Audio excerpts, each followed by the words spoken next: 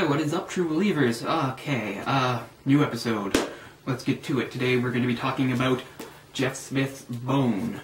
Again, I just wanted to, not again, but I wanted to get into some, different stuff, get away from Marvel for a little while, get away from superheroes and stuff, because the comic and graphic novel world has so much more to offer, and I thought Bone's a really excellent example of that. It was originally an independently published comic, starting way back in 1991 as basically sort of an underground comic, written and illustrated by Jeff Bone. The issue came out in black and white, and were heavily influenced by sort of old-timey sorts of cartoons and comic book strips that he enjoyed growing up. The idea of Bone, though, is that you take characters like that. Let's get a good shot of Bone here. There he is, talking to the human Thorn. But anyway, as you can see, he's just this little white guy. You have no idea what he's really supposed to be. It's never really explained, except that he's from a place called Boneville, which is often referenced and never shown in any of this. Anyway, I'm getting ahead of myself. So what's interesting about Bone is that it has this cartoony look, and it is really an all-ages comic. I wouldn't say it's geared specifically for kids, because it's not. It has some very clever stuff, and it has actually a very dark, overarching storyline going on here in the tradition of fantasy stuff like Lord of the Rings and stuff like that. But again, it's sort of mid-range as far as reading level and that goes. And what it comes down to is that anybody of almost any age can really enjoy it, which is great.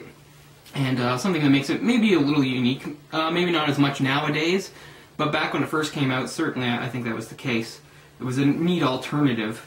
Something I really want to get across here is that it's very much, to me at least, in the tradition of storybooks, which of course you know are fairy tales and things like that, but those big books that we had growing up that, they were prose stories, but they had nice pictures to go along with them. This, of course, is a comic, so it's not prose, but it still has very much a storybook feel, which I would think is what Jeff Smith was going for.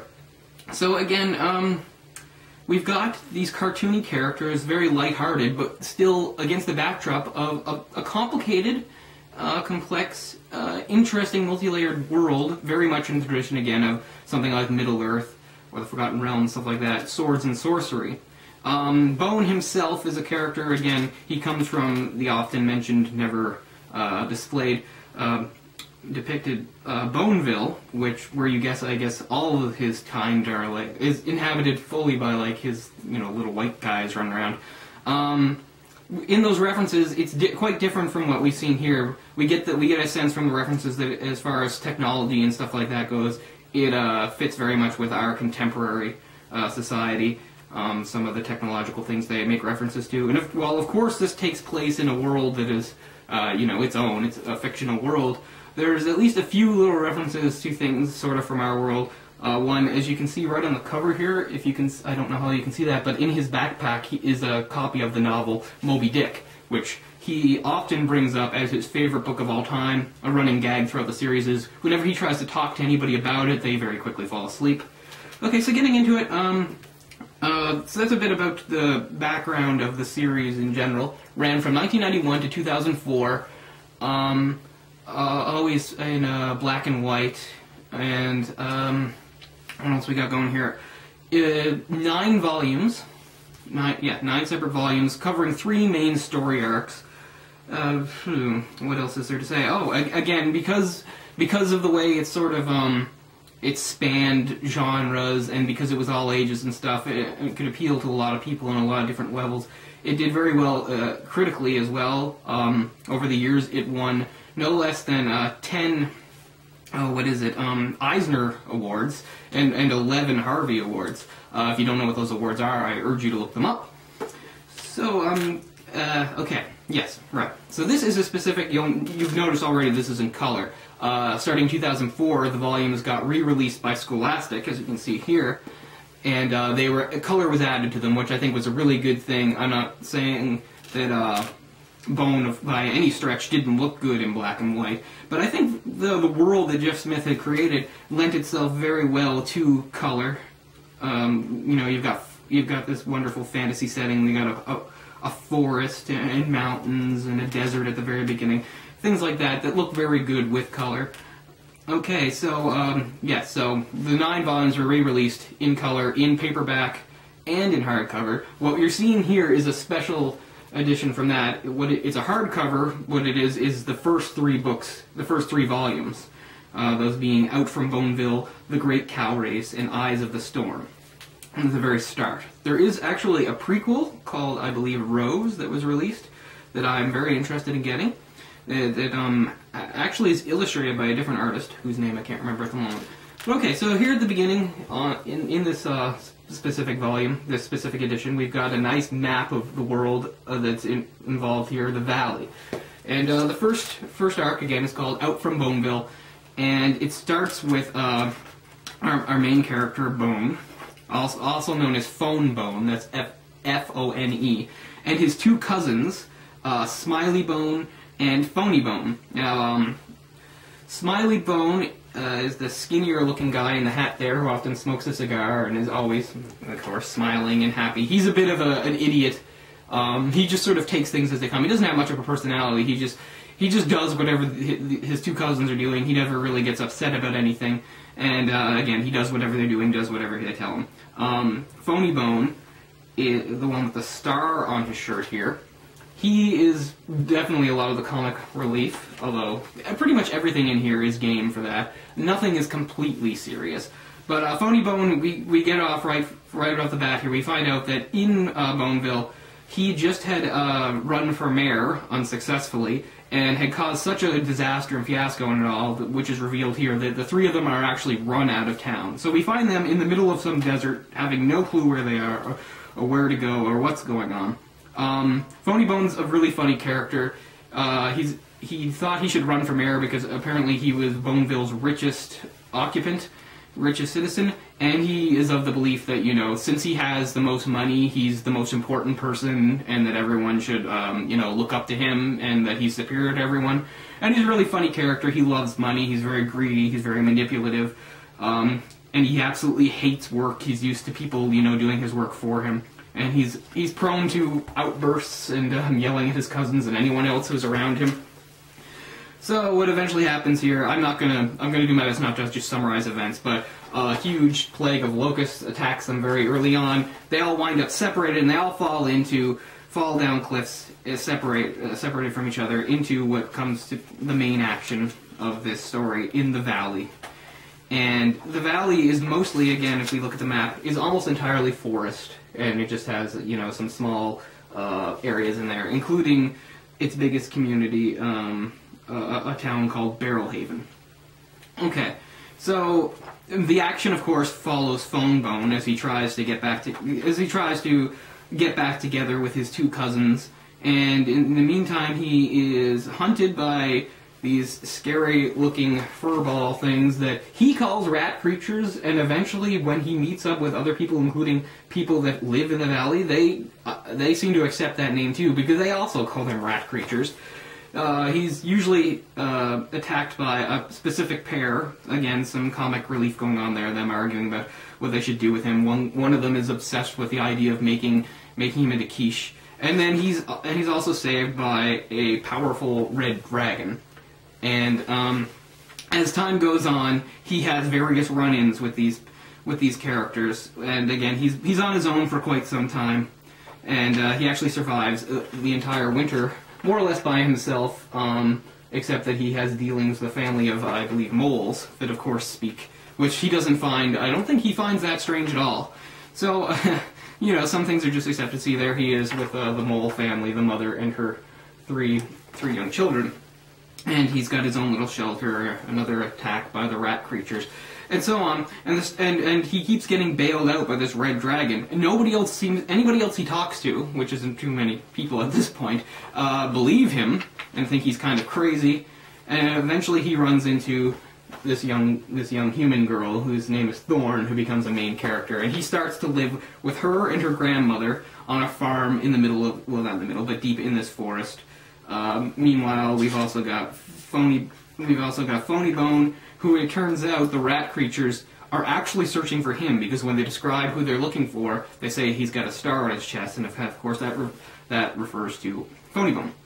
So, Phone, he very quickly falls in love with Thorn, and here's some other stuff. She's looking through his knapsack, and she's asking about, like, what's here? It's like, oh, those are some comic books. So again, another reference to Boneville, which has a very similar to our society as far as, you know, comic books, and I think they even talk about movies at a certain point, and, you know, things like that. While the rest of this is high fantasy fare. There's Phony running into the Red Dragon, and he decides to order him about. Eventually, you'll see the forces laying against them, and I don't want to... I'm not going to summarize the story, because that's silly, but again, it's really fun reading. I'm definitely going to collect the rest of this series. I'm assuming there must be two more books like this that I might go for, since there are 9 volumes. This contains 3, for the sake of, you know,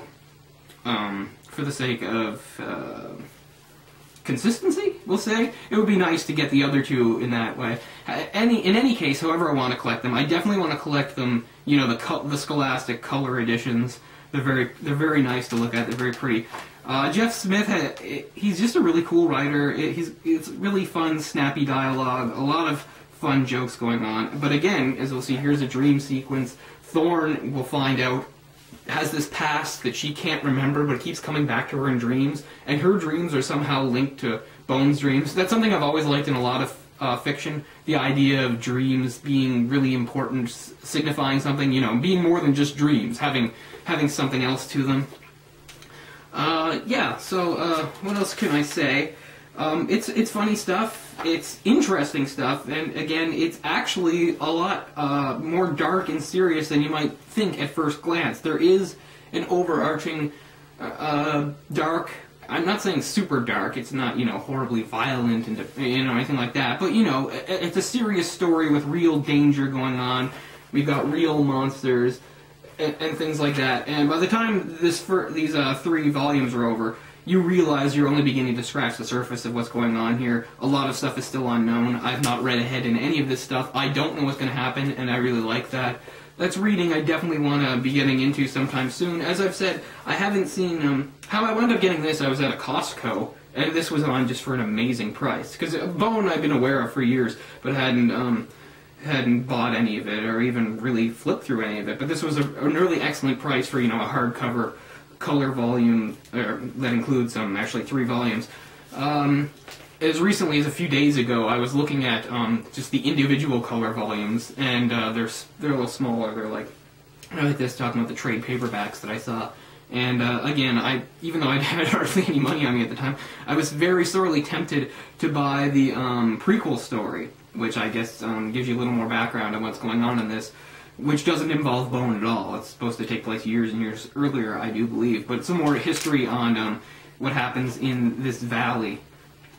Yeah, so as far as critical analysis goes, I don't know what to tell you. Lots of yeah. The best thing I can say about it is just this great blend of genres and styles and tone, and yet it never feels out of place. It all is held together very well, if you ask me. Jeff Smith obviously put a lot of thought into this and takes it very seriously.